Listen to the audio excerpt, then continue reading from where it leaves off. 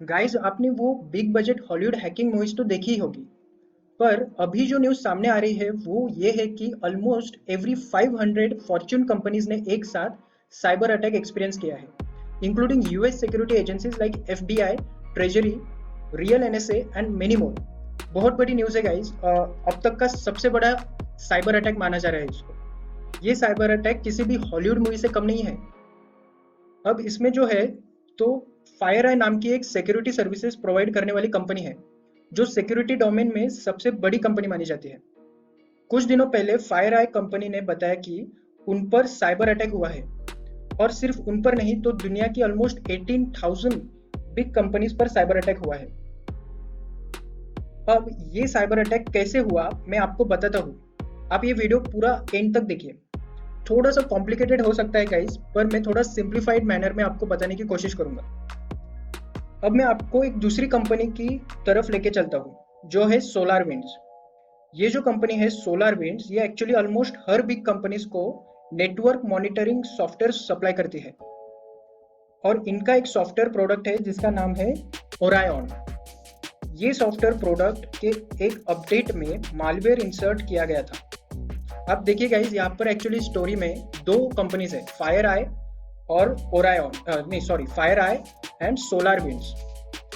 तो solar winds का एक प्रोडक्ट है जो कि है ओरायन, और ये प्रोडक्ट एक्चुअली हर फॉर्च्यून 500 कंपनीज, ऑलमोस्ट, मतलब हर कोई नहीं पर ऑलमोस्ट 500 फॉर्च्यून 500 कंपनीज जो है वो इसे यूज करती है, मतलब बिग कंपनीज।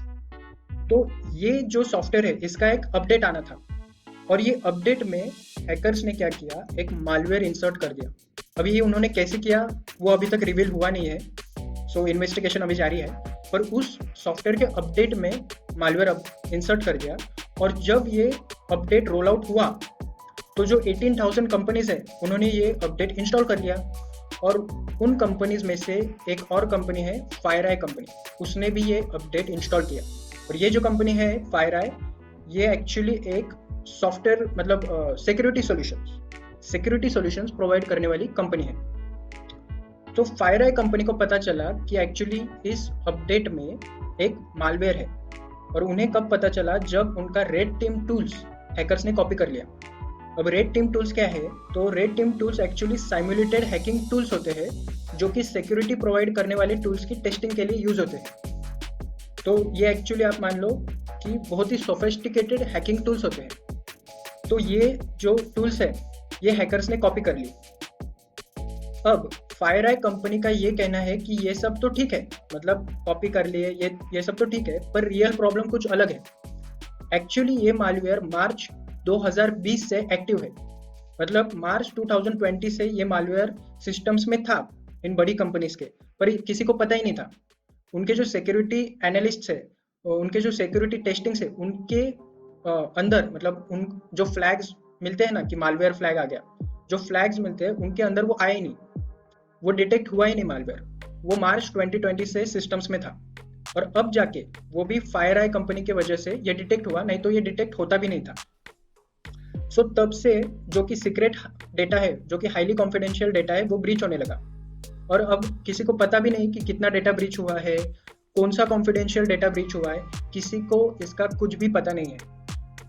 ओके, सो अब इसका जो कॉन्सिक्वेंसेस है एक्चुअली, जो 2021 में, मतलब 2021 में हमें दिखेंगे। और इस साइबर अटैक के कारण सोलार विंड्स कंपनी को अराउंड $729 मिलियन का लॉस हुआ है।